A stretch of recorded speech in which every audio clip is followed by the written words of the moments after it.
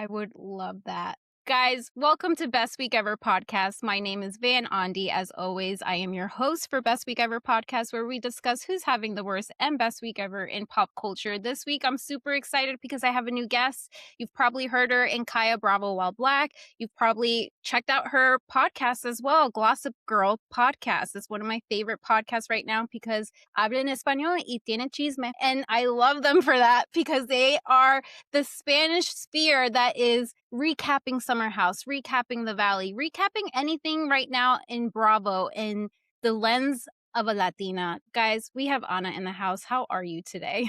I mean, amazing after that beautiful intro. Thank you for having me, Van. Feeling like $1,000,000 after that. And I love your podcast. You're doing amazing, sweetie. And you have great Oh, thank you. guests. And I'm just proud to be here, honored to be here, excited to be here to get these Latinas talking pop culture, which is also so cool that both of our podcasts kind of deal with the same. Like we do Glow or No Glow, which is kind of the most like trashy, gossipy way. And you do the best week ever, which is such a thing from our nostalgia, but it's basically the same idea and realm. And I just love it. I love that you guys cover like not only like today's recaps and news, but you guys also cover some stuff from like nostalgic pop Yeah. culture. You guys covered Paris Hilton, which glow or no glow? Because right now glow, but back then no glow. I have a very difficult relationship with Paris. I accept and I'm impressed and I acknowledge everything that she's given us in terms of pop culture. And through the media lens and looking at everything, I'm like, wow, you did that, girl. But at that moment, I had a lot of questions about her and how she presented herself. I had some doubts about what she was doing.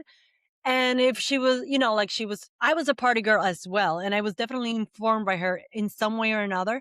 But I think we were so negative towards women. So I was like admiring her from afar, but I wasn't like a Paris stan. I was like, I love Paris. I love the vibe. I love that she's being all that. But I was like, I can't deal with the bimbo persona that really like, uh, annoying me because I really believe in showing your intellect and your power through words, through culture. Eventually finding out that it was all like an act and it's all of this beautiful storytelling that she's given us. Love it. But at the moment, I was kind of like, no, you got to be strong. You got to be powerful. You got to be smart.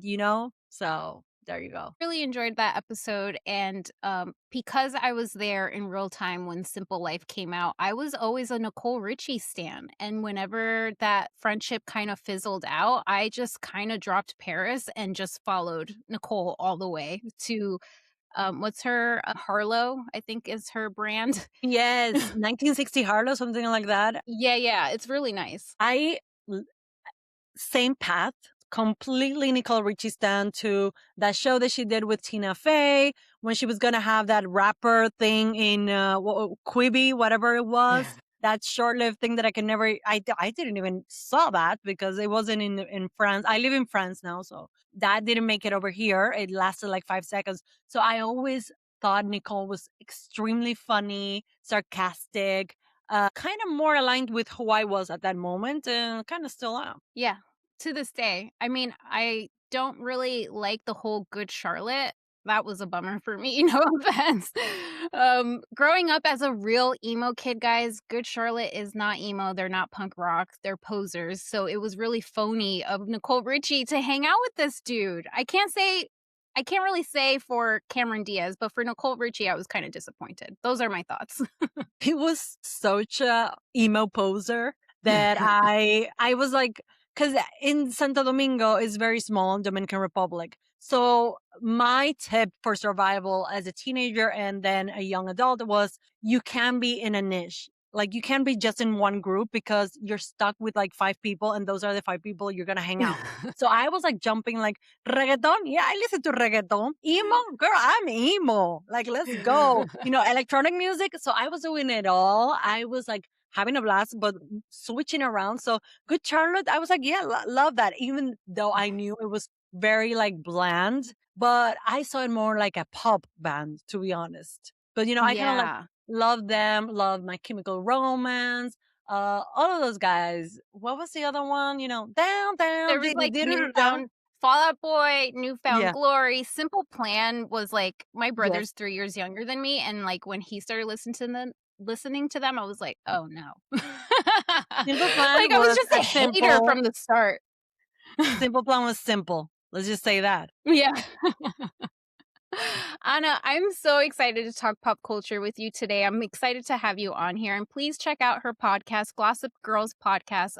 Like I said, if you're Latina, I know I have some Latinas following me right now. You're going to want to check out their episodes. And they also do it in English format too, which I really appreciate you guys doing. Yeah, we're doing that more and more. It's kind of like actually weekly. We're going to do one about Summer House reunion with this amazing Venezuelan content creator, Daniela Cadena. So that's coming up and it's going to be really fun. So check it out. I cannot wait to listen. Guys, as always, we start off with our worst week ever honorable mentions on our worst week ever topics in pop culture. Anna, who did you have for your worst week ever honorable mention this week? Okay, let me pull up the doc because I've been so like intrigued. This has been very difficult for me to make a decision. So I had everybody that was walking that Miami Swim Week runway, like all the reality stars. That was atrocious. Like you had Gia Giudice, you had Miranda from Secret Lives of Mormon Wives. That was like, wow. They looked a mess. There was also Stassi, Bethany, everybody. I just felt like the styling was off. The makeup was off. They all were given like some weird pointer to like walk very slow and like crazy. They were giving Ramona eyes for those that watch Real Housewives of New York. So that was that. And also, Real Housewives of Rhode Island, Liz. I couldn't decide between both because I was like, I don't know. Are you watching Rhode Island? Oh, yeah. I am so watching Rhode Island. I am in love with those girls. Like I said, I'm from New Jersey and they're just itching a scratch right now with Real Housewives. I'm missing New Jersey, but not really like the drama, just like the dialect, the accents, the family bonding with Liz's family, not Liz's family, Alicia's family is really relatable. And going back to the swimwear, because I do really want to deep dive into Liz, because Yeah, okay. Let's that do was let's worse. do let's do the week, swim week, whatever that was. And then we go into Liz. Did you hear about Stassi prepping for this swim week? Because I heard that she didn't eat, I that heard that. she like drank water, she had a salad. It was just I was really surprised with her telling us that, knowing that we're in year 2026 and that is body dysphoria right there. I like what are your thoughts with Stassi? Because my listeners already know I'm not a fan. I'm like, girl, have you learned nothing? Did that coach you Mm-mm. hired about whatever accountability, color blindness, whatever it was, wokeness 101, did they teach you nothing? I just felt like it was so out of touch. The whole swimsuit thing seems like very out of touch, like a very old concept. I mean, people did it much better in the 2000s and the 90s. This looks flat. And Stasi talking about that, I was like, wow, I mean, you're a mother, you're an influencer. Shouldn't you be discussing some other topics that are more encouraging towards body positivity? And it's kind of sad because I feel like the body positivity movement had made such great strides. And then it's kind of like going back. I think not to judge anybody, but the accessibility of like weight loss drugs has like really made it kind of like not an issue anymore. It's like, no, we can be thin now, so there's no need for body positivity, which is not the case. Like, it's not humanly possible. We are always going to have different bodies and they should be celebrated. So it's kind of like it's a bummer. A bummer for sure. And then also, I know I'm getting on like the gossip side of the swim line, but did you hear about Miranda from Secret Lives of Mormon Wives is apparently dating Pepe from Love Island USA? Okay, I saw that and I was like, well, that tracks. I mean, Miranda will be dating someone from, and then I saw a picture of the guy and then I'm like, well, she clearly has a type She really and does. she really does. And I know like zero about Love Island. Everything that I've known, I've learned from Bravo with Brack and Raven from Bitches Better podcast. I know nothing. Oh, and Everyone's Business But Mine. Those are the people that inform me about Love Island. After that, I know nada. But I've always heard about this Pepe, and I'm like, what is he good? Is he bad? Is he a bad person? Like, what is up with him? He is borderline self-hating his own identity of being Latino. I mean, he has a type where he goes for blonde, blue-eyed women all the time, and he can talk about him, like, embracing his Latin culture, but baby, I see you following Andrew Tate and also liking MAGA supporting posts. So what are we doing? Not the Tate. Not the Yeah. Tate. And MAGA? But It's a no for me. It's a no glow for me. Oh, Pepe, Pepe, But you man. really did, you did announce top tier podcasting recap because Bitch is Better. She's in Paris right now. You should actually like connect with her since she's in France right now. But they top I think tier she will be recapping like, for you're a Love Island. stalker. Sorry, she would be like, you're a stalker. What are you doing? But they do top tier recapping like Bravo While Black. They also do UK, which I really am appreciative for. I know I Cannot, Kendrick Tucker also covers them. Oh my But God, yes, yeah, I forgot. And I love they Kendrick as well. Sorry, Kendrick. they do the greatest. But yeah, since we are going to worst week ever honorable mention, mine is the Love Island production and the lack of background checks. I know I just mentioned Pepe. We had Love Island last year. He was hooked up with Hannah, and I haven't seen the villa, and I need a listener to fill me in if you have any information about that. But Love Island contestant removed after video with racist slur emerges. Vasana Montgomery was removed from Love Island USA Season 8 after a video surfaced in which she appears to use a racial slur, making it the second straight season where cast members have been dropped over past slur use. The decision came days before June 2nd premiere and follows similar controversies in Season 7.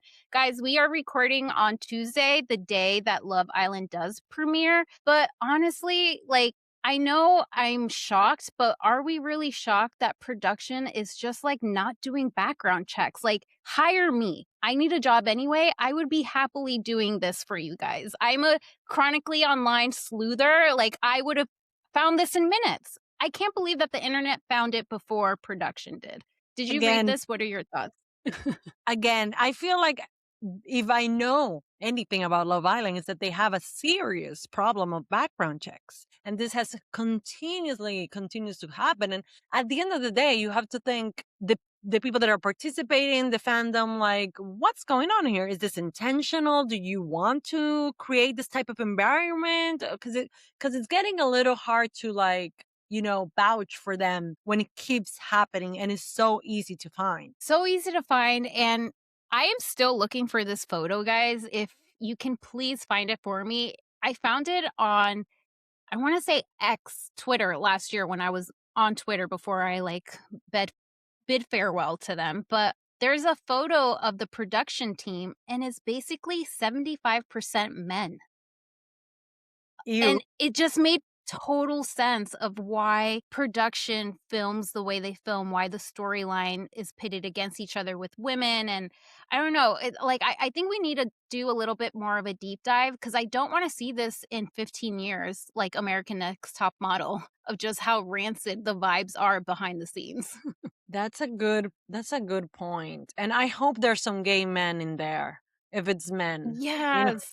I would love a queer Love Island. I know Countess in front of me, Nicole, friends of the pod, she has been advocating for that. I feel like I would watch it, like a queer Love Island, just like let it be fluid. Let's go. That sounds like a great idea. I would love that. I would watch that even better like for me than the straight one because I I don't like know. dating shows, so that's kind of like what turns me off. So, The straights are really having a bad year this year on reality TV. It's not even. I mean, since ever, like we're not living Yeah. up to our standards, Our potential. Yeah. No, we're Well, really downhill. we really are. Worst week ever runner up. You mentioned Liz from Real Housewife of Rhode Island. Please inform the listeners a little bit if they don't know about Rhode Island, who Liz is. I think I got mine mixed up. Oh, no. Okay. No. Runner up. Yeah. Liz from Rhode Island. Yeah. Okay. So, listeners, if you guys are not watching the beauty that is Real Housewives of Rhode Island is an enclave or whatever it is. I didn't know. Apparently, it's not an island. It's tiny. And they have found amazing people there that are insane. It's like an Italian version of like My Big Fat Greek Wedding meets Jersey meets Big Ange, all of them, and Dolores mixed up. That's kind of it. And Liz was supposed to be like the matriarch, the madam, the fabulosity. She arrives in a boat covered in like Prada, and you're like, oh, she's fab. She's the queen of cannabis, blah, blah, blah. She has a huge like dispensary line or like weed brand or something like that. And for a long time, she has been put up like kind of like the main character. But as the episodes keep going on and on, everybody's like falling in love with Alicia, who's like obsessed with dolls. And it's just a, a gem for reality TV. And Joellen, and I mean, even Rula's getting more attention than her at some point.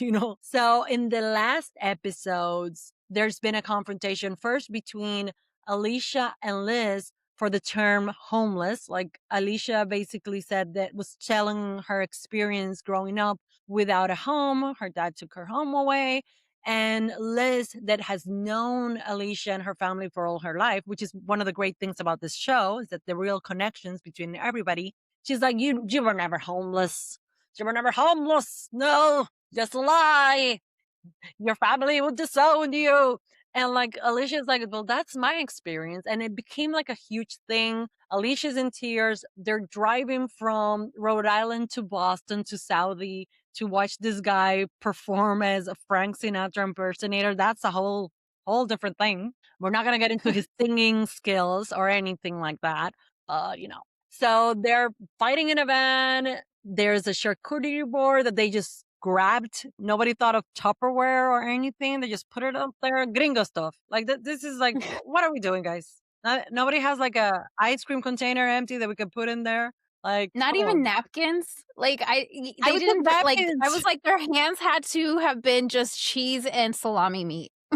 Disgusting. The grease on the dresses. And so then it turns into a fight between Liz and Joellen, another character, another person on the show. And it just got really wild on the last episode.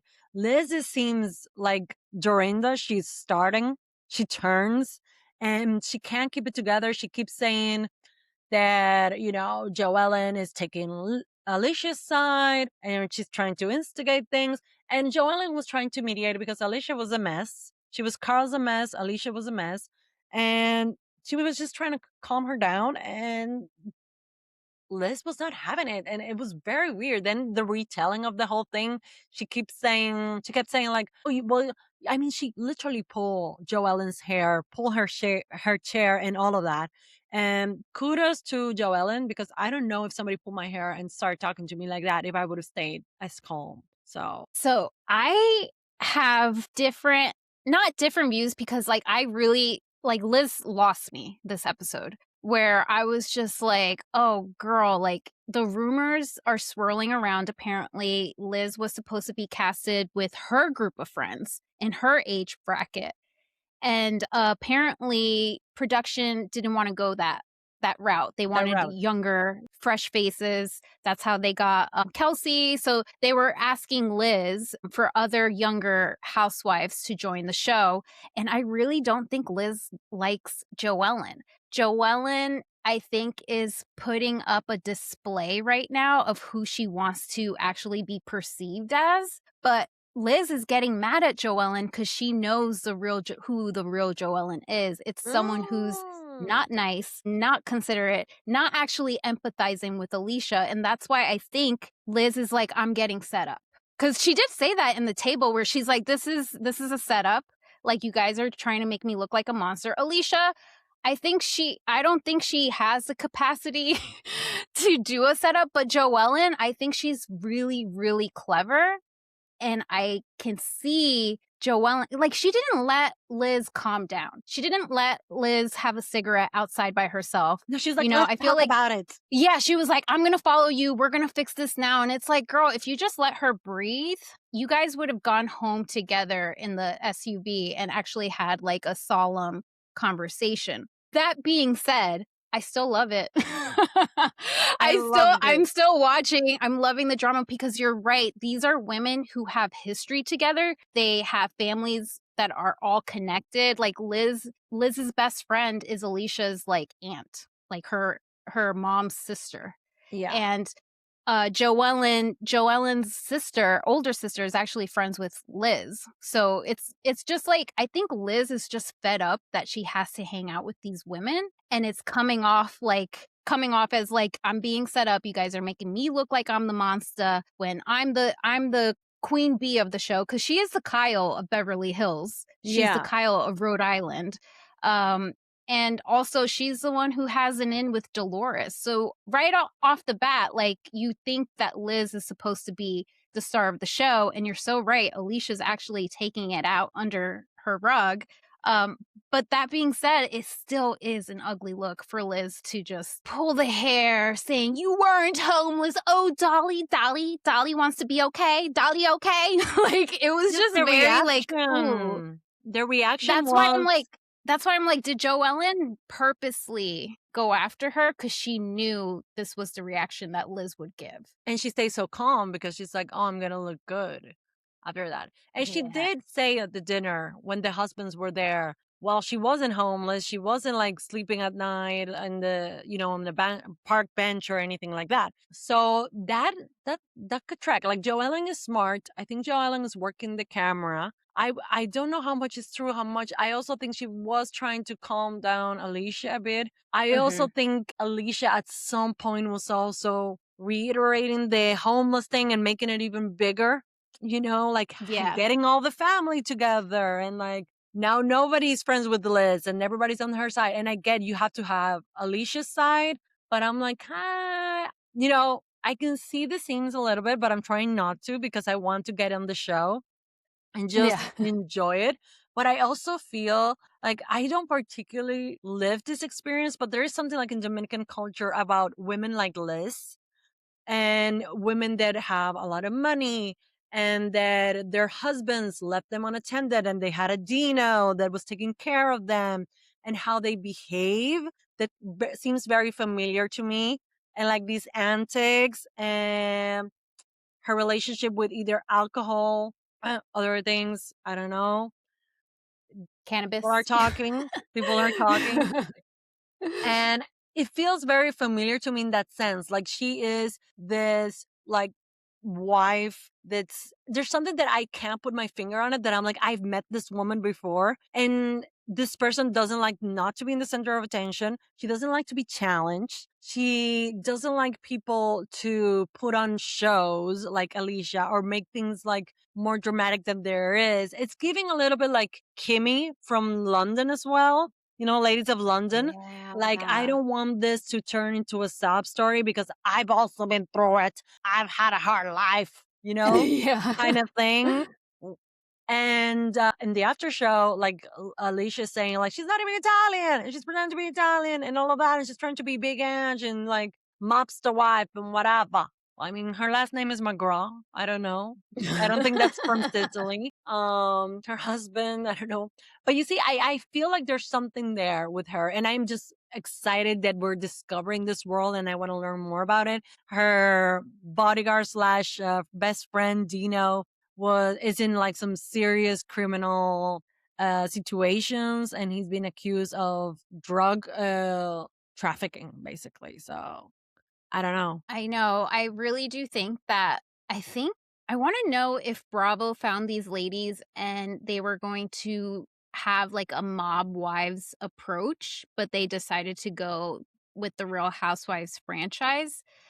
But yeah, we're going to find out more information about these ladies. And guys, I think Kara from Everyone's Business But Mine, there's a lot of like Team Rosie, Team Kelsey, Team God. Alicia, No. Team Liz, and I am team, get me to season 3, and then I will decide from whose team I am. First season, we can't be doing this right now. We just met these people. We don't know them. And Exactly. I don't believe in teams and housewives. The only team that I really liked was like, okay, Bethany versus Carol, Real Housewives of New York. I was a Carol fanatic, so come at me if you want. But I don't think we should do teams in Housewives. The fun part is these are horrible people / amazing. Yeah. And we just want to see their dynamics and all of that. But I mean, I'm not supporting none of these people. I don't know. I don't know No, I just her. like watching the mess. Yeah, like I don't know. I'm giving Mariah here. Like I don't know her. I know. And Liz at the after show, when she was crying, I was like, oh, this is what she does. She like when she's a monster, she starts crying and starts gaslighting people and excusing her behavior Mm-hmm. of being a monster. And I'm like, I can't wait to see more of that. And her being called out for it. Love it. Love every minute of it. I was like, oh, when she did the wig shift, except Joellen doesn't have a wig.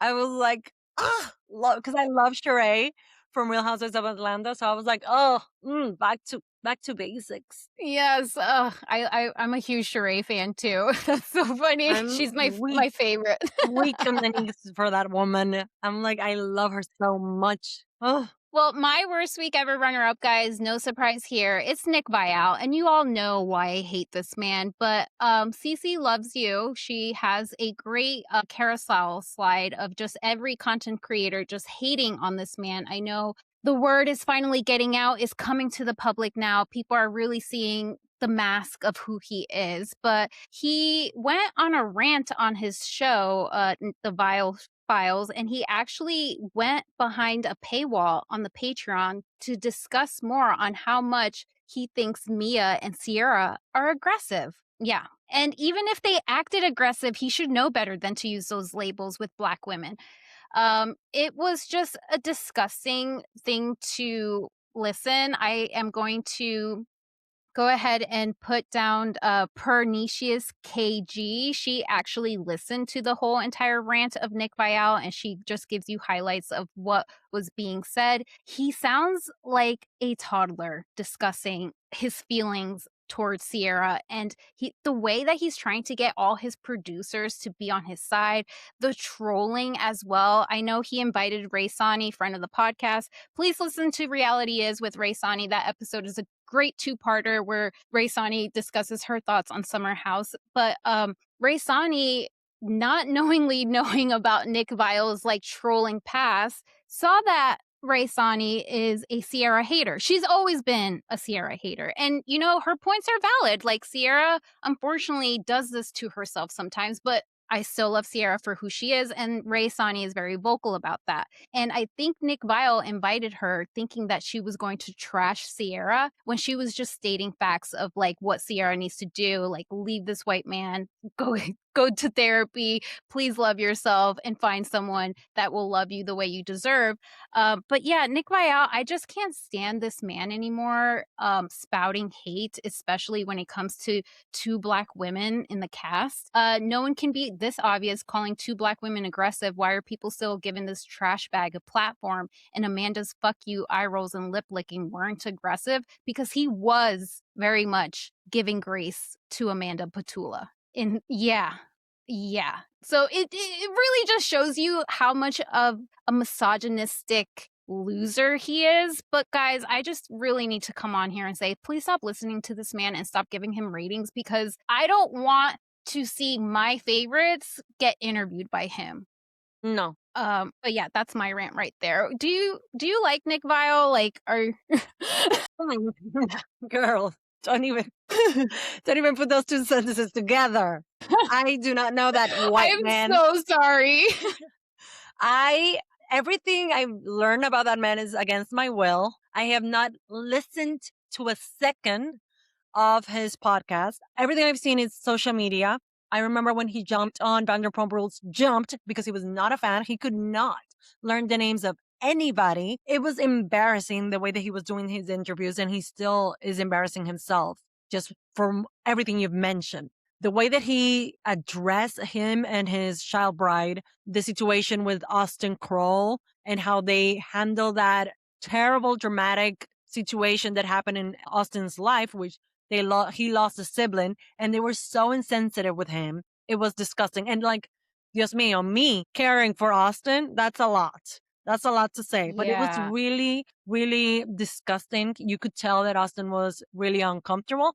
That was just one of the things. Then we go down. So many creators, so many people have come up and said, I felt used. I felt manipulated. I felt like my trauma was explored. And then the whole Sierra thing, I was like, oh, are we even surprised? This guy is weird. So weird. If you haven't heard Ray Sani's takes, she's always a guest on Bitch Sesh, and she's on Threads. And at some point, like, well, she's not doing Instagram anymore, but she's been vocal. And what she's saying comes from her personal experience as a Black woman, talking to Sierra, saying, girl, you need to wake up. These people are treating you badly. Amanda was never your friend, blah, blah, blah, blah. She's not defending Amanda. She's just saying, Sierra, open your eyes. Open your eyes. Okay. So, sorry for, I am always singing and it's terrible, but there you go. I do too. It's okay. I love it. It's really bad.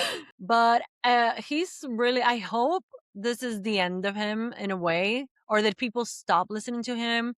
I mean, it probably won't happen, but at least that a lot of people realize, because I think for a while people weren't as aware of his ways, you know? He's just trash, in my opinion. To He's use those trash. words, disgusting. He's trash and he needs to be held accountable. You're so right, because after that whole Austin interview, which was led by his child bride wife, by the way, who really is listen, I'm not going to come over here and say that she needs to go to school in journalism. Maybe I am. She's privileged to have the platform that she has because of what Nick gives her, right? But I'm going to just end it with a quote from Everyone's Business But Mine, Cara Berry. She said, since she's limited comments, likely because she's being challenged, Nick has a history of coded language against Black women, often accusing them of behaviors he has no problem with white women. If you would like to comb around a podcast to determine he was largely complimentary at best, this is broken clock behavior that still includes radicalized vocabulary. If you find him valuable, fine, but reducing Black women speaking about him to a narrative is, well, and we'll end it there. No, I read that on Threads and it was very succinct and beautifully put. And I just think, like, we're too old for this. It's 2026. We've learned our ways. This guy is trash. Why are we giving him any attention? And I'm sorry, but anybody that watched that reunion, to call Sierra aggressive is a wild statement. Wild. Because I would tell you, I would have catch a case by the way that Sierra, like Amanda said, fuck off. Anybody in that position would have like literally lose their cool. And Sierra handled it beautifully. I don't think a lot of people could have taken it like as nice as she did. And yeah, she was cutting with her words in a extremely polite way. I have to say, like, she was like polite in the sense of like, she's not using a cheese grater like Ariana did. Like, Ariana was really hurt and was valid in everything she was saying, but she went there. You know, she said some really like violent stuff in that moment of heat and like all of those emotions. You can't accuse Sierra of the same. So for me, it's insane to even make that statement. I saw a very composed woman handle her business and keep it together in a very like cool and collected way. I thought like Lindsay was more heated than Sierra at some points. Yeah, seriously. And Sierra should be aggressive. She doesn't owe any of these to anything. And they certainly didn't do themselves any favors on trying to earn anything with her. Her reads were intelligent and cutting. She doesn't need to police her own behavior. Like, leave Sierra alone. And we should talk more about Amanda's mannerism throughout this whole entire reunion. Disrespectful. So disrespectful. And it's just, I know people are trying to say like she's on a Xanax, she's on a I beta don't give blocker. a Listen, fudge. I don't give a fuck either. I take beta blockers, baby, and I can still know when to fix my face. Here's the thing. You can walk into a place as an adult woman, say, I'm taking accountability, eating my shit, asking for forgiveness, and apologizing, and then say, fuck off. You cannot. That for me was, and rolling your eyes, that for me was Ugh. the ultimate disrespect. After that, I'm like, let her rip, let her freaking rip. Yeah. I'm like, go at it. Like, mana, you would have gotten me Herrera in the house. Like, that's a hood that I grew up in DR. So I'll be like, okay, let's do it. Let's do it, bitch. Uh, I don't know, man. I don't know how people expect someone to stay calm after that. Uh, and then to be called aggressive when what you're doing is just defending yourself after someone disrespected you in such a nasty, nasty little way. To tell me Oh, fuck yeah. off, come on. I mean, just nasty. And this is just part 1, guys. We're going to see part 2 tonight. We're going to see part 3 next week. I know we saw a couple clips for tonight's episode of part 2, and we're just going to rage more. I'm pretty sure Amanda and Wes are going to have the worst summer of the year. But that Yeah. is our worst week ever runner ups. Who is your worst week ever winner in pop culture this week? Okay. So I don't know if this has made it to the States, but the case of Jonathan and Dick, the son of the owner of Mango, and he's accused of killing his father. They went on a hike together, and he's been accused of basically throwing him off a cliff. And this week, he was put in basically bail for like 1 million euros. They have taken his phones. They are looking into all of the evidence. Apparently, he made a trip the day before. This is in a mountain outside Barcelona. He made a trip to the mountain the day before to check out the spots. And people are like the police things, los mozos, as they say in Barcelona, really think that like he's the main suspect. He's come out swinging, saying, how can people believe this? This is horrible. This is just an exaggeration. My dad was suffering from instability and like falling, and he had trip of several weeks later earlier. And I'm like, so why did you take your dad that has a problem with stability and is tripping to go on a hike on a dangerous spot? Like, that doesn't make any sense. He's also was supposed to be like, there's like a succession happening situation here. He was supposed to take the reins of Mango, which is, by the way, one of the largest companies in Spain. Isaac Andic is was the richest man in Catalonia, part of Spain, and the richest part of Spain, actually. So he was loaded, Wow. and he was supposed to be like the golden child, take over the reins of Mango. And after like a couple of months, he was dethroned, and his dad had to take over the company, put in a bunch of new executives, bring in more cash, investment, and all of this. So there's a lot of back and forth. There's also like the mom or a step mom of this guy saying that she wants more money, that, the will says she was only going to get 5 million euros, but she wanted 70 million euros. So it's really getting like really nasty. It's really a sad circumstance because this guy, Isaac Andic, I mean, probably not a saint because Mango is still fast fashion, but he was creating like this huge foundation, and he was going to donate a lot of his money to a lot of charities, et cetera, et cetera. So it's also a really sad way to go if your kid actually did kill you. These are all allegations, by the way, just in case. It is all allegations, but they also did find his dad's body with no scrapes on his That's hands. exactly. Yeah. And that he was he fell like backward, like he was pushed, which would make sense that he did have balancing problems, that an easy little push can just like, erase everything. Yeah, the arrest is now, he is in a 1.16 million bail and strongly denies all of the involvement. What are your thoughts? Like, do you think he did it? I mean, Yeah. The first right? moment, All alleged, guys. These are just our thoughts. yeah, these are just our thoughts. Like, I'm waiting for the Netflix documentary. This is gonna be like a true Yeah. crime success podcast. Everything serious is gonna happen around this, I'm sure. I think he did it. The moment I read it, I was like, oh, because there's been rumblings that there's been happening like situations in this family for a while. So I wasn't aware of everything, but when I read it, I was like, huh, yeah, that makes sense because he didn't like his dad. and stuff like that. I mean, it's rumblings, like it's not necessarily something real. He has a huge like teams of lawyers, and they're saying that because his dad had this condition, that's why there's no marks of struggle because blah blah blah. So they're trying to spin all of this. I don't know. It doesn't seem good for him. Everything's pointing towards him and his direction. So I think he did it. What do you think? I think he did it too. I mean, the fact that he went to that site and hiked the same route that him and his father, like, he was premeditating that murder, in It's my not opinion. close to Barcelona. Like, I mean, it's a little bit of a trek. I maybe some people do it every day, but it's not like in the middle of the city. So you have to go Yeah, there with a it motivation. has to And be this planned. Yeah, and this Yeah. guy who's like a super successful CEO, is he going every morning like an hour, 45 minutes, I don't know, over there? Mm, Yeah. sketchy.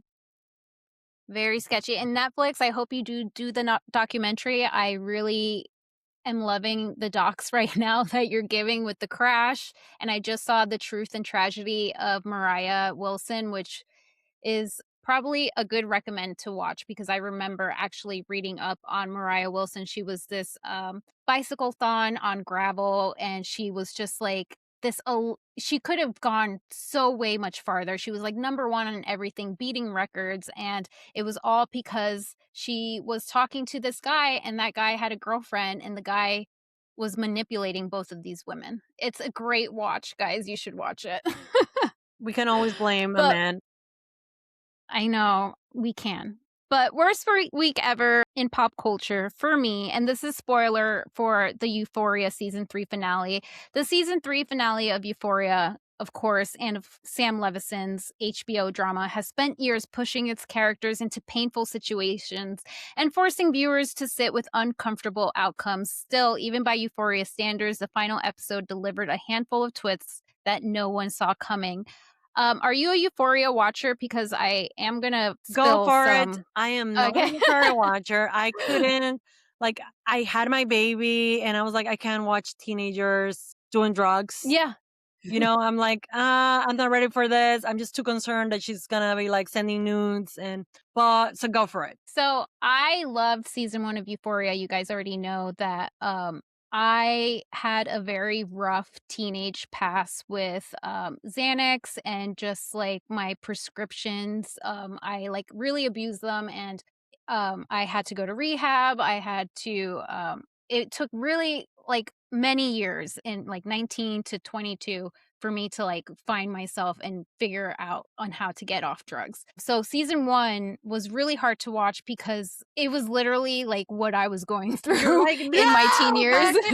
back in this Yeah. again. I'm like, I know, it was like PTSD, like when she was watching Love Island and she wouldn't go to the bathroom because she was just so like I was like I was that happened to me. But season 3, the final season, I only made it up to 3 episodes because the season is trash. So, of course, when everybody was talking about the last episode, I was like, "All right, let me go back and see watch 4, it at 5," and least. Yeah. yeah, not happy about it. I think it's lacking creativity when it comes to the dialogue, especially with Ali and Alamo. I really think that their last scene was just so like anti-black. I'm sorry, it's anti-black for me. And the final scene left you viewers stunned because Rue does die, and people are now confused of how she passed away because it was her taking a Percocet that was laced with fentanyl.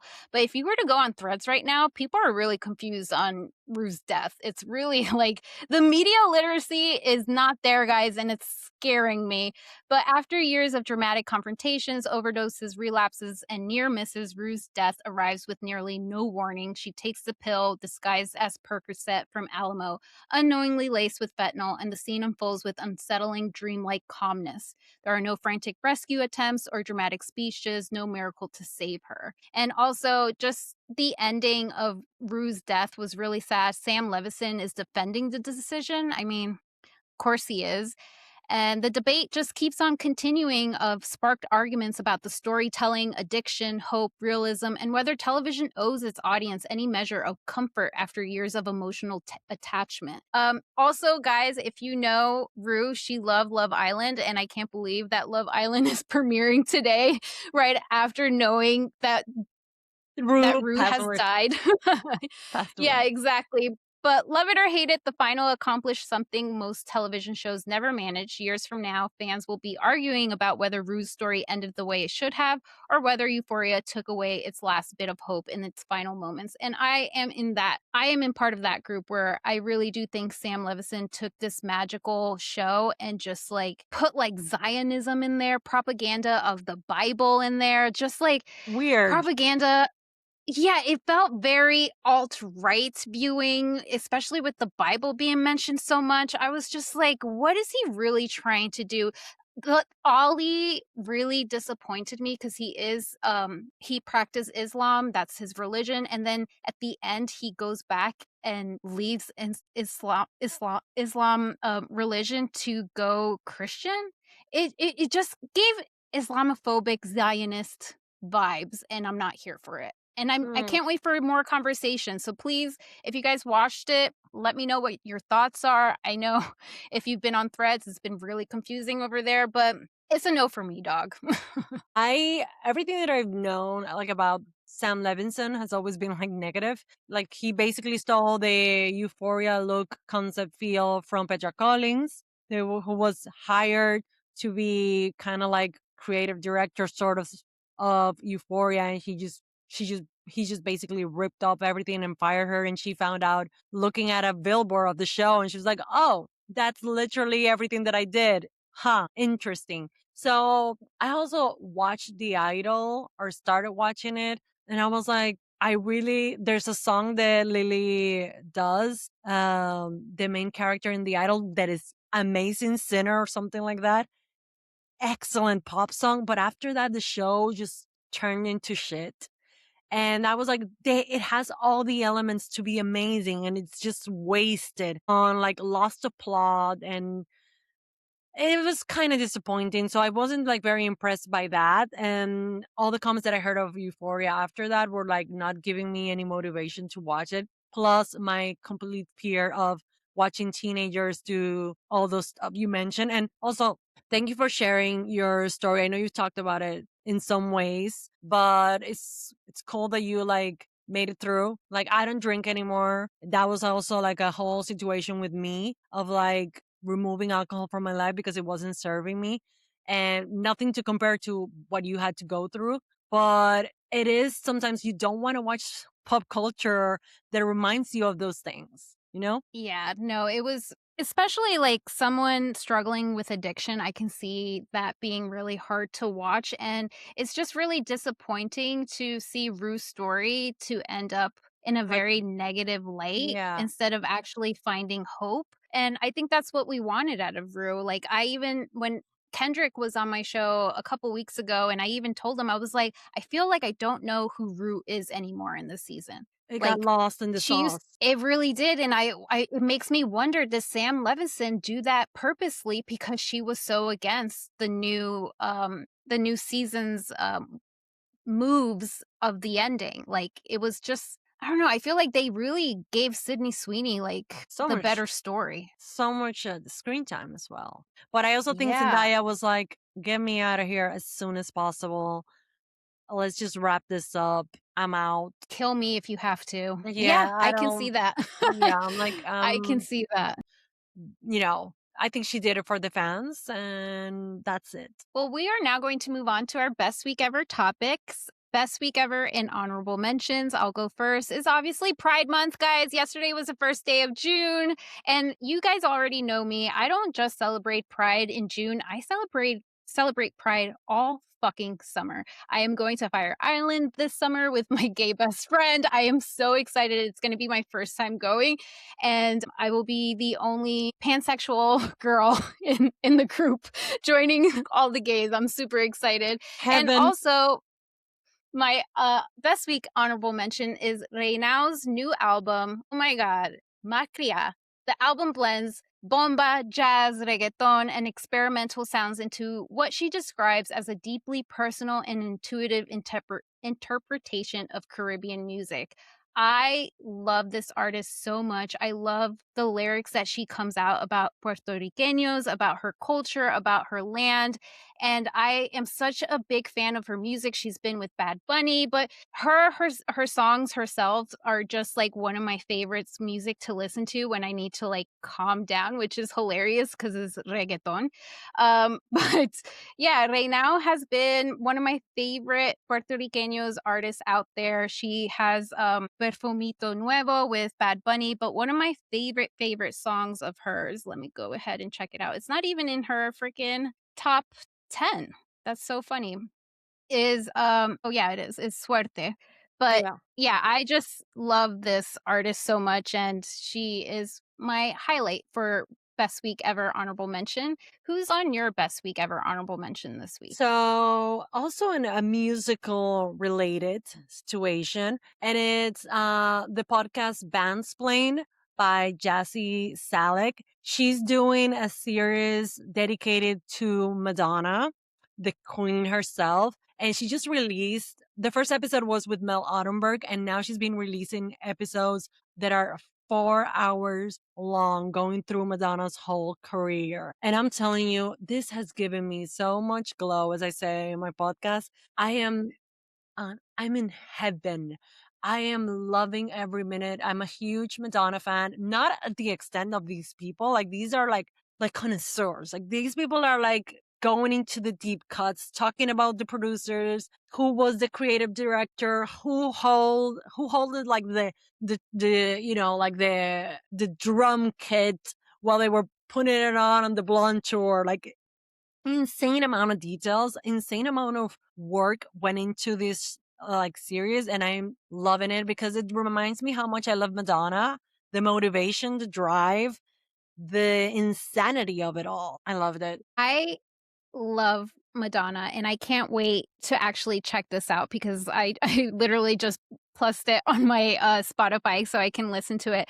Madonna is she is the blueprint of pop stardom when it comes to Insane. all of our girls right now. Zara Larson, Addison Rae, like they all are walking because of Madonna. Like, yes, we can give Britney Spears and Christina Aguilera credit as well, but like Britney also They all come from followed Madonna. Madonna. They are Exactly, and it I so one of my favorite Madonna's, throwbacks is Madonna's 15 Squats. I highly recommend putting that on there, guys. It's, like, one of my favorites. Madonna, yes, I was actually just, reminiscing, my favorite Madonna moment, and it's the 15 squats that she does on her tour. amazing. I I mean, I was doing it along with her when I was, like right after I had a baby, I was, like, hardcore working out because, me and holy my crap. husband, we were going to get w married, and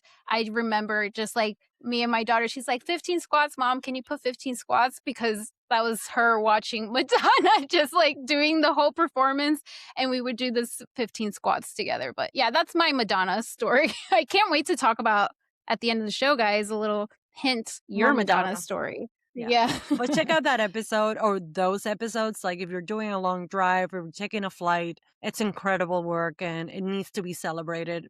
I just love it. Oh, I can't wait. Guys, I will put it on the show notes so you guys can just go right after this and listen to that. My best week ever runner up, it is to Jade and Lily Allen doing a collaboration for new Beg for Me remix live debut at Mighty Hoopla. Their collab came after Jade described West End Girl as a brilliant record, nodding to one of its most popular tracks in her new verse on the remix. And you guys know I am a huge Jade fans. Like, you want to talk about pop stardom? I really do think that Jade is one of my favorite pop artists in this era right now. But to give their new Beg for Me remix, it's a live debut. Check out the footage on the moment. It is definitely worth watching. And also, I have to give a shout out to Best Week Ever honorable mention, and that is the Danny Goat content creator. So I think this is for parents out there because, like, no one's going to know who this content creator is because this YouTuber is for kids. But the reason why I'm bringing him up right now is because his 14-year-old son died from being diagnosed with cancer. Oh And I no. know a couple weeks ago when my daughter was at school, I was like, "Oh my god, we need to watch as much Danny Go as we can so they can like afford the bills of his medical insurance and just like everything that this 14-year-old had to go through." Isaac Daniel Coleman was born with a rare genetic disorder called Fanconi's anemia, and it was a disease that impairs the body ability to repair DNA, leaving patients at high risk of developing bone marrow failure and cancer. Before age 11, Isaac had already endured kidney and bone marrow transplants. And they're both from, the whole entire family is from actually Charlotte, North Carolina. Shout out to Charlotte. My brother's a firefighter over there working for Charlotte County. But in December, Coleman announced Isaac was diagnosed with cancer in his mouth. Isaac then underwent an 8-hour surgery to remove the tumor, and unfortunately, posted surgery update informed followers that Isaac had been diagnosed with stage 3 cancer, and it was aggressively being spread everywhere. After that, Coleman had to cancel his 2026 live show to care for his son, and we just found out that he had passed away this week. He posted on his Instagram, "Your 14 years were full of so many challenges, but you met them all with such grit, and you somehow kept your trademark joy in spite of it all. You truly had a spark like no other, Isaac, remembering how loved you were and how full of your time there was." Sorry, I'm like crying. "Your time here Oh. gives me great comfort." And it's just great. I would have never known about this content creator. The only reason why I know about this content creator is because my daughter loves Danny Go. I actually love it too because, like you said, you love music, you sing everything. That's basically what he does in his content, where he's just like making pump up EDM music, dance music for kids just so they can get up and like Oh, I dance. seen him. Oh, I know, of course, because I Yeah. have a kid too. So, I know, it's a YouTube content where my daughter's like, "Ooh, Danny Go," and I'm like, "You know what? Yeah, we can watch Danny Go." But oh, I'm that was so on my sorry. This is like hard. best week. It is. It's really sad because it's a content creator who, like Miss Rachel, just like pouring her heart, and then Yeah, to go home and have to comfort your own kid. It's probably difficult for him as a content creator to go through that. absolutely. Who And poor thing, but it's best week because they've given so much. He's given so much to the community. So there you go. Yeah, I really do appreciate like everything that he does to the community and just the awareness of kids with, cancer. It's unfortunately it happens. But best week ever runner up, who's on your list? Okay, best week ever runner up. I have Kiki Palmer's press tour for Boris. I don't know if you've been keeping an eye on her, but Miss Palmer has been delivering. She's been doing everything from her podcast with Sean Evans from Hot Ones, which had the internet buzzing with will they, won't they? They have great chemistry. They have to be together. But then she delivered an amazing performance in the Vanity Fair roundtable where she was with Hannah Einbinder, Lisa Kudrow, Kinta Brunson, and she stole the show by bringing us back to a horrific time in our lives as millennials, which was Two Girls, One Cup. And I mean, Kiki, nobody does like Kiki. She's hilarious. Her tone, her voice, her command of the scene. She's a freaking multifaceted entertainer. And I'm so happy that she's doing something amazing now, that she's giving us like more content. I'm like, give it to me, give it to me. And Love she her. just came out with her architectural digest. I don't know if you saw her home with her son. That was so sweet. I love her house and her style. I just saw a Um, few clips. I need to check out the whole thing because I was getting too excited. And I'm like, no, I don't want to watch this on my phone. I need the big screen for this because it looked fab. yeah, It looked fab. it is fab. And I just love how every time she's doing one of these press junkins interviews with her co-stars like SZA, Issa Rae, I loved how Quentin Brunson was just like, "Kiki!" Kiki! Like Like we're in company right now. Like I Yeah. felt so seen. Like I have been Kiki so many times, and I've had Quinta in my life, a cousin, a friend. So yeah, been there. I mean, but it's what she was saying was so true, where she's like, "Do you guys remember Two Girls, One Cup? They didn't protect us. I was No. there when YouTube first came out, and I had to watch that with a bunch of frat boys in a college dorm room. You know what I mean? I saw so much horrific shit in the first years of YouTube. Like, I can never erase it out of my mind. I can name like 4 things in the top of my head where I'm like, yeah, I remember that fucking YouTube video. It's haunting. Do you know that the Two Girls, One Cup? I remember I got the link. I started watching the thing and I'm like, oh, can't do it. I'm out. I was like, I'm out. I still like, I don't remember like how far I got, but I just remember like I didn't watch the whole thing. I didn't watch the whole thing. I didn't watch enough to be traumatized, but I was like, oh, this is real. I'm like, I thought it was going to be a joke. I thought it was going to be. No, I And know. There's I just was so going to, much out there. I was gonna say you have to read. Oh my god, this woman needs to start paying me, this author, because I mention it so freaking much. It's Sophie Gilbert. Her book, Girl on Girl. She talks about all pop culture and the evolution of pop culture through the eyes of like mainstream media and how women are perceiving media and how porn has informed the way that women were treating in the 2000s. Like they talk about Paris Hilton, they talk about Two Girls, One Cup, they talk about all of these stuff. It's freaking brilliant. And I finished reading it at the beginning of the year and I'm like, okay, I'm gonna have to read it again because every time I'm doing an episode, we just did a podcast episode about Tokisha, this Dembo artist. I'm gonna send you some music from her if you haven't heard it. Nice. I'm And I just keep excited. quoting this woman, and I'm like thinking about two women, one cup. I'm like Two Girls, One Cup. I'm like, yeah, Sophie talked about it. This is the porn destroying our lives. I cannot wait. I just wrote that down so quickly because that is definitely my type of book. And it's probably like the encyclopedia to just like go back and be like, yeah, this is what happened. Like It I has was that. there. So it's great for us that we're doing like content creation. Like if you're doing an episode, or if you're talking to someone about a particular topic, you can go in and be like Sarah Jessica Parker, and you go in and everything that she said about that, and she has so many great different like books about feminists and authors like Roxane Gay, like a bunch of people mentioned in the book that are sources for other books. That it's like kind of like a Trick Mirror by Gia Tolentino, also a great book that's essays and it's about, but that one is more about like online internet. This is more like really pop culture. She talks about housewives. She talks about the hills. It's incredible. Kiki, Oh, I love you. cannot wait. Sophie Gilbert, I know, give truly. me a check, please. Like, come on now. I love that. Yeah, no, Kiki Palmer, I'm so excited for just more Kiki Palmer this summer with I Love Boosters. The movie's getting Oh, so I thought much it was great. Boros. Sorry. That's another movie. I Love Boosters is her movies. Yeah.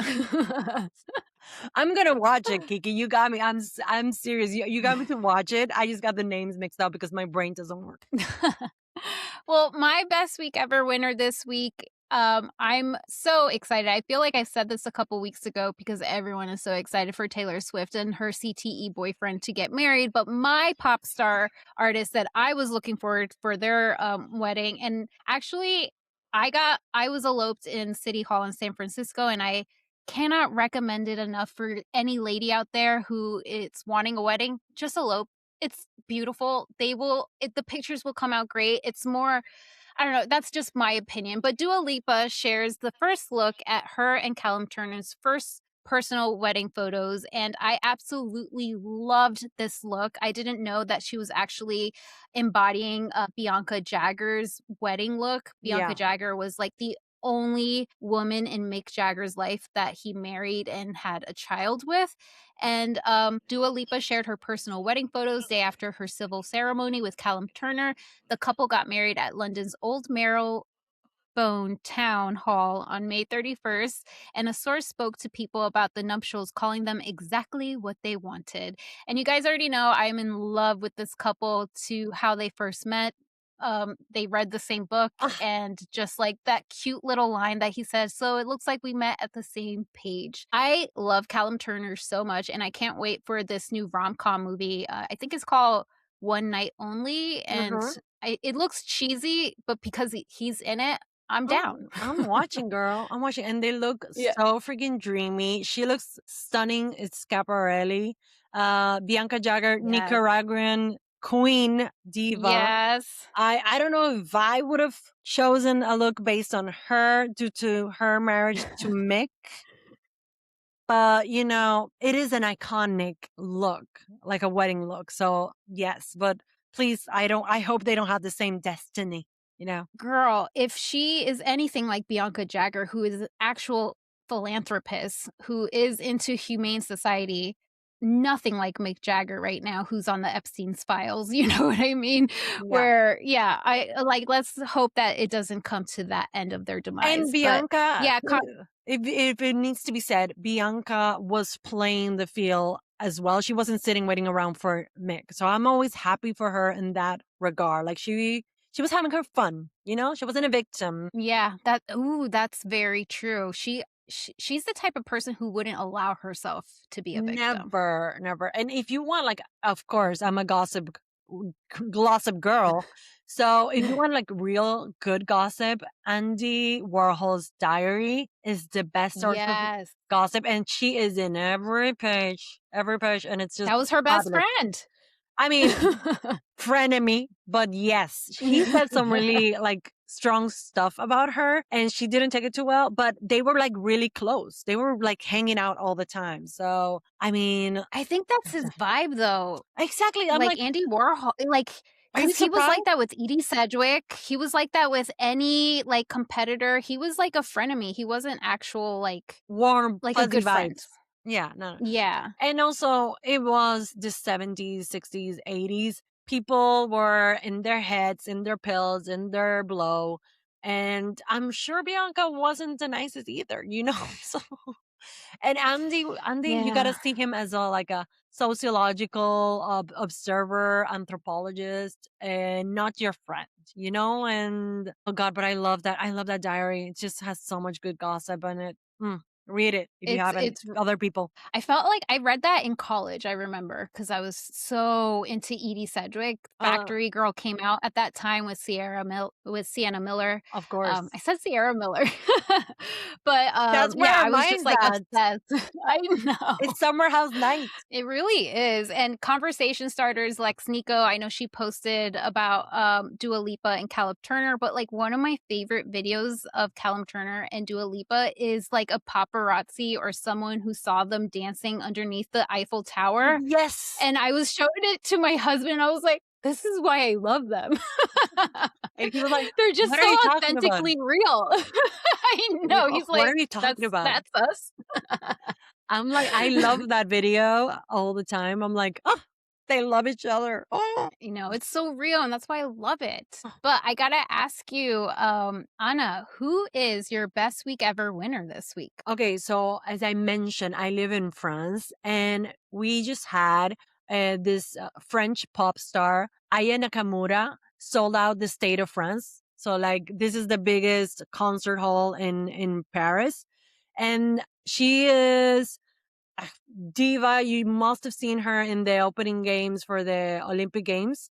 Uh, I think like the best person to describe what happened is this writer, content creator, and fashion critic, Pierre Empele, and he's also French. He's known as Pamboy on Instagram and Threads. And he said, over the weekend, Paris Saint-Germain football team won the Champions League for the second time in a row. And Aya Nakamura sold out the Stade de France 3 nights in a row. 2 feats going down in history as a weekend of cultural, yes, sports is cultural too, victories. She's like born in Bamako, Mali. She's nicknamed the Queen of France. She's a force to be reckoned with. Her 2023 album was certified platinum in just 7 months and a double platinum by 2026. Her music electrifies people around the world. A distinct French Afro pop sound blending modern Afro beats, dancehall, etc., etc. So I think the important thing here, he says, is also her lyrics turn French vernacular into a meaningful global pop language. They are meaningful in both their popular and truly populist attractiveness. Aya embodies France's great multicultural identity, much to the frustration of far-right figures who reject the country's evolving reality. They must have been hyperventilating as about 200K people chanted her lyrics as unison over the weekend. So she's a Black woman. She is an immigrant. She's French and she's the biggest French pop star. So it's huge and it creates a lot of debate every time she does anything.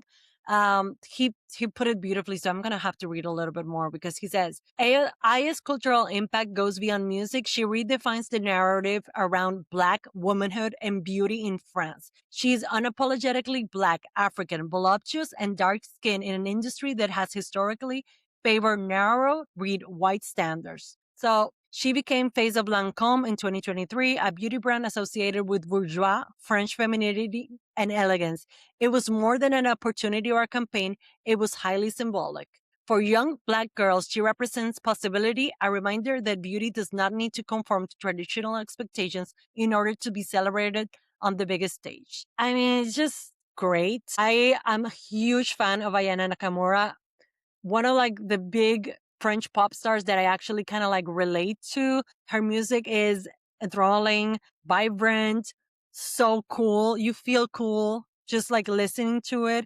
She has a way with words that is so close to me as a Caribbean woman, but it also represents the French of now and the French that I want to be a part of. And possibly soon I will be becoming a French citizen. So it's cool to see her thriving. She did her opening was like a fuck you to the far right. She put all of the banners that they had put in up in all her concerts, like saying, get out of this town, go back to your country, blah, blah, blah. And she set them in flames and she walked through them. Like she came up in a helicopter. It was incredible. And it was owning the whole narrative. Like, yes, I am the Queen of France. I am the Black Venus of France. I mean, it was sick. It was sick. It was fabulous. Obsessed. She's a I am winner. obsessed with her face card. Oh my God. Face card I'm never looking declines. at photos right now and I'm looking at the videos of the performance too. Oh, how have I not heard of this pop artist? This is my new pop artist for the summer. Thank you, Anna. I so think excited. You probably have heard something from her because she's huge. She did a huge song also with Maluma some time ago. Yes. You probably listened to her like on some TikTok for sure. Yeah. And it's kind of crazy still, like the conversation in France about who is French and what is French.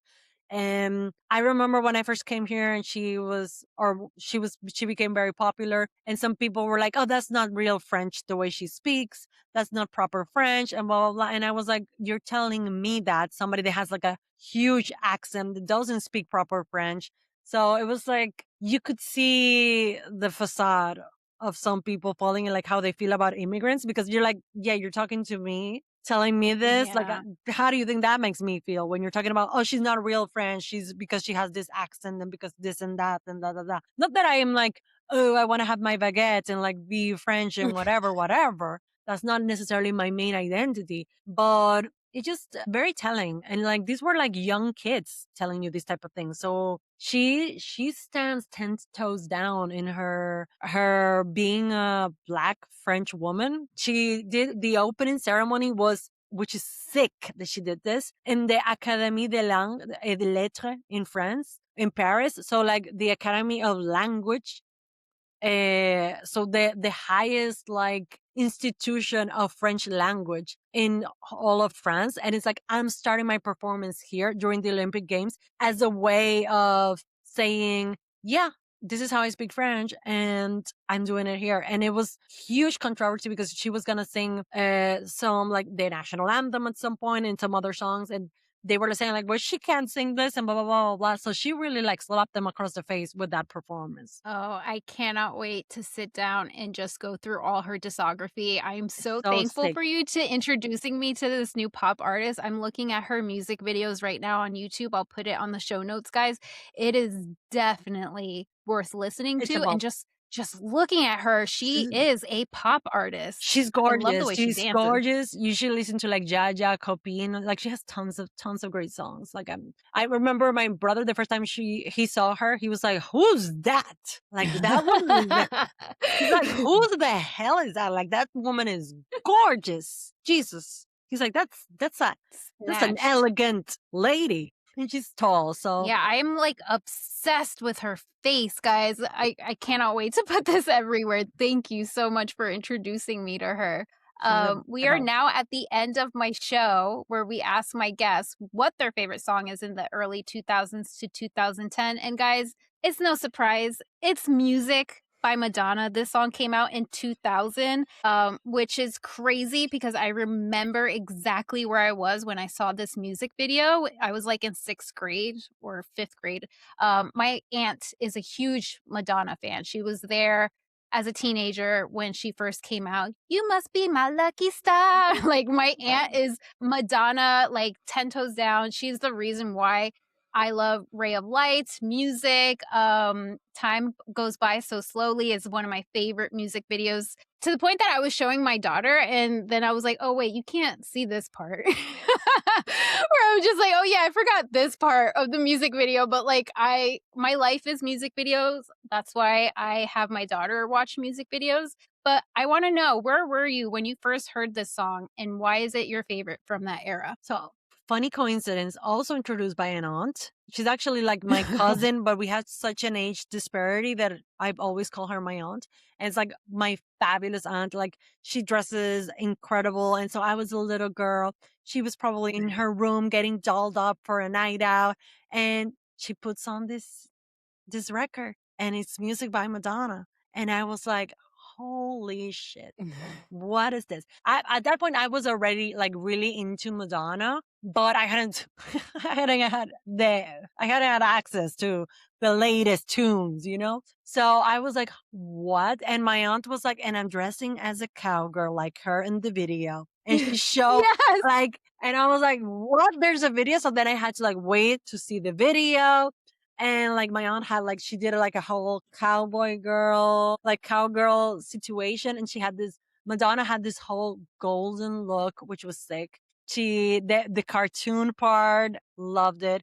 She had her two friends. I think is it Davy? Is it Debbie Mazur that's there? No, it's her two ex vocalists that are sitting with her in the limo. Or Debbie Mazur is there. I don't remember. But they're like, Ollie Keys. yeah. Is you Madonna? Is you Madonna? I was so obsessed with that. I loved Madonna so much. A lot of people like, I loved Britney. And all of that, but it didn't connect with me. Like I thought it was cool, but Madonna for me was like, no, this is a true artist. Like this is somebody that I can. Oh yeah. And I remember like wanting to tell my parents like, get me Madonna, but Madonna was a very controversial artist. So my parents got me the Britney CD, Baby One More Time. Well, I wanted well, I wanted like Ray of Light, you know, where I wanted later on music. And so I even felt like kind of scared to ask for Madonna music in my house, even though my parents would have been totally fine by it. I don't know. But loved it so much. It's such a great song, such a great album, so much fun. I have like just the nostalgia of it all, of like seeing my aunt getting ready, who was so cool, so glamorous, and also empowering. Like this woman, she was single, newly single. She had just come from Italy. So she was like all this European, knowledge. So I think I channel Madonna through my aunt, and I think you will love that. So great, great, great. Anna, you and I, we are the same because mi titi, she just got off a divorce. Oh, there you go. She was living with us, with my, like, in our room, me and my sister. She would go clubbing in New York City all the time because Jersey. it's a 20-minute bus ride Yeah. to go to New York City. So my favorite parts and like my favorite memories is my aunt getting ready to go to the club, listening to Madonna, talking about who she's gonna meet. Like she was all about dancing. Like she just wanted to go and dance in those clubs. And my aunt, my titi too, was wearing the cowboy hat. Like I have photos. You guys, I love my Titi Vero so much. Titi, I love you so much, Titi. You know I love you so much. For my 5th grade, you know how in school you're like, write about your favorite person and like they put it Oh, up, you know what I mean? And my photo, like to this day, like my aunt she was like, why did you pick that photo? It was her with the cowboy hat you kidding and me? her cute, I swear to God. And it's her in the cowboy hat and like me explaining why I love my Titi Vero so much. It's all because of I wish I Madonna. kept that. You need to. Yeah, and it's all because I know. And that was I should bring my Titi on the show because of she is course. a reason why I love pop culture. It was because of her where she was like so into music, so into like going out and like my aunt got married very, very young. She got married like at 19 and then she divorced right before she turned 30. So she was like living her life, like single life in her 30s. And me hanging out with her, I'd go to Harlem with her. I'd hang out with her at Olive Garden with her sex worker friends that I didn't know that were sex workers until I was like an adult. And my aunt You're would like, be like, oh, "Oh, Vanessa." wait a minute. Oh, when you put two and two together one day and you're like, oh, Yeah. And I'm like, was her name really Sunshine? And she's like, oh, you remember Sunshine? Like, she was hooking. yeah. But yeah, like Madonna is the blueprint for pop culture as well because she's that pop artist that like I grew with her. Like not only did I see her in the 80s because of my aunt, I grew up with her in the 2000s and like now like what are your thoughts with Madonna now because it's very complex, right? Because you're a fan, my Titi's a fan too. Like she can respect her as a whole, but at the same time, there was some worrisome for Madonna here and there. Definitely, there were some times that I was like, what's happening there? All those pictures in the bathrooms. I'm like, but back in my mind, I'm like, she's bored. She wants to be in the spotlight. She just Yeah. wants to be, she just wants to be noticed. I'm really pumped for Confessions on the Dance Floor 2, Confessions 2. I love the new song, Feel Free. Obsessed with it. So I'm like insanely excited about this new Madonna era. I last time I saw her 2024 in Paris for the celebration tour, like my dream come true. And I was like, I've arrived. At that moment, like she's singing like a prayer or something, and I'm like, I can have a child now. And literally, I was already pregnant. I didn't know, but I was pregnant with my baby. And at that moment, I was like, I just saw Madonna. I'm good. I've partied it all out. I can have my baby now. I don't. She's given me her She helped you blessing. grow. She's given Yeah, me she her. really did. She did. Like, girl, I was pregnant. I didn't know. I didn't know. I found out like the next 2 days after the concert or something like that. So it's just a formative artist. I think a lot of my personality in a way comes from her strength, her rebelliousness, her, I don't consider myself a Sexuality. rebel, but like to be opinionated, to get your point across, to not take shit, to be a feminist, to be all of that, I think really comes through via her in my life. And I am so thankful that she was like my numero uno for so long because she steered me in the right direction. Yeah. I I love love her. that for you. And we love Madonna in this podcast, and we just worry about her here and there. That's all. And you're so right. She is bored. Now that I think about those photos where everybody was like, oh my God, oh my God. No, she was bored in her room and she wanted someone to just be like, hey, I'm still here. Like, Yeah. don't forget me. And if you know Madonna's history, like she was a workaholic, obsessive, Mm. dedicated to the craft. She didn't smoke, she didn't drink, she didn't do shit. So she's around 60 and she's like, hey, let me have a couple. Let me try this, you know? And I'm like, girl, do whatever you need to do. You've been like dedicating yourself, body, soul, mind, to the craft. So go for it. And I think so, like what I talk about the podcast, Bandsplain, and also revisiting this song, which thank you for reminding me of my love for this song, is how accomplished she is. And we forget because she's such a powerhouse that she's actually a great musician and a writer and a storyteller and like a very strong artist. And because she's so pop, it just kind of gets downplayed a lot. So Justice for Madonna. Justice for Madonna. Anna, thank you so much for coming on my podcast, informing me with such great pop artists, and just talking pop culture with me. I had so much fun. I have to have you back on this summer for my VH1 Big Best Week Ever showdown. But can you please let my listeners know where they can find you, or if you have anything cool to plug in? So, Glossip Girls Podcast, wherever you can find them, like TikTok, Threads, Instagram, Spotify, YouTube, all of that. Listen to the show, tell me what you think, and that's it. That's the main thing. Glossip Girls. Thank you, Anna. And as always, guys, you can watch this on the Patreon unedited the day before the audio format is released. And if you want to check us out on YouTube, I'm trying to release the YouTube videos the day after our recording. But if it doesn't pop up, it's because my daughter is on summer vacation and now I have no morning freedom anymore to Valid. just like edit those videos. So please bear with me. Those videos will be coming out within the week before this episode airs. So please check us out on YouTube. And as always, rate and review our podcast. It helps us grow. And when you're done rate and reviewing my podcast, go to Glossip Girls Podcast and rate and review their podcast as well. And as always, guys, I hope you guys are having a best week ever. Bye. Ciao. Thank you.